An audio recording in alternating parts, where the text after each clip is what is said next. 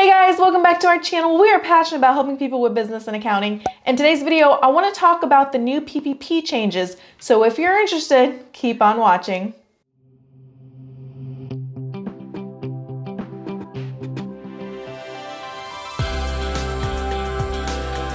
On February 22nd, the Biden administration has announced changes to the PPP program. The first major change is that the formula for calculating your PPP loan will be changing. So if you're a sole proprietor, independent contractor, single member LLC, then the way that your loan is going to be calculated is changing.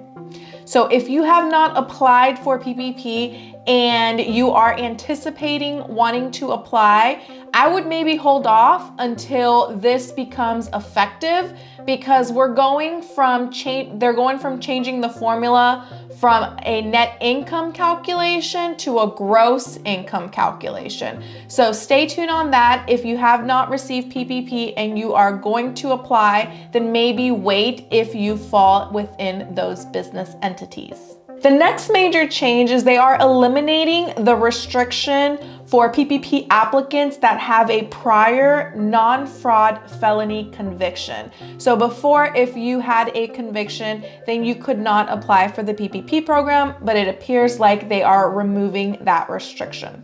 Another change was there was a disqualifier. If you had a student loan and you were delinquent on your loan, you could not have received a PPP loan. It looks like they're also removing that restriction. The next major change to the program is if you are a non-citizen, but you are a resident with a green card, then you can now apply for the PPP loan. So if you are going to apply for a PPP loan and you have not, please do not be worried about funding. There is sufficient funding still remaining in this program. There are some hiccups in the way the SBA is getting the loan applications. I listened to a webinar this morning and they were sharing how the lenders are hitting a brick wall when it comes to error codes, and they're trying to get these error codes fixed.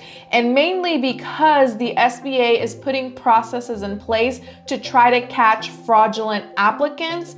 And so in the mix of that, people who are legitimate trying to get these loans and they're erroring out. So the lenders is working with SBA. They're trying to resolve these codes, but it's my understanding that getting approved for the loan is taking a lot longer than it did in round one. So if you have applied and you're waiting on determination of if you got approved or not, don't be discouraged. They're saying it could take up to 2 weeks. So just keep that in mind and stay patient. In this webinar, they also shared that a lot of applicants are being denied and there's really no reason for them to be denied. They meet all of the qualifications. So what they are suggesting is to talk to your lender and see if they can resubmit the application. Again, it's due to the flags that they put in place to try to catch these fraudulent loan applicants.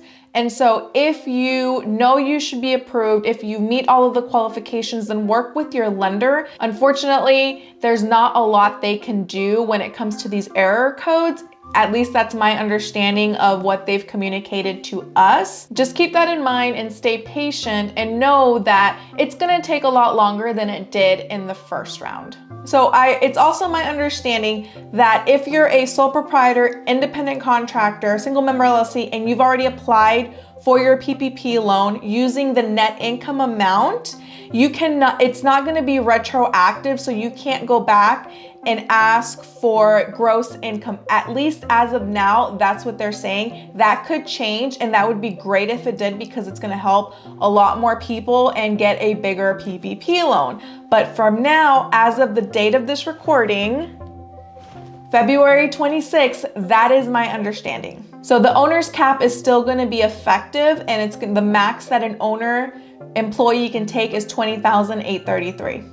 So as of now, I have not seen an IFR out there, but they are anticipating it to come out.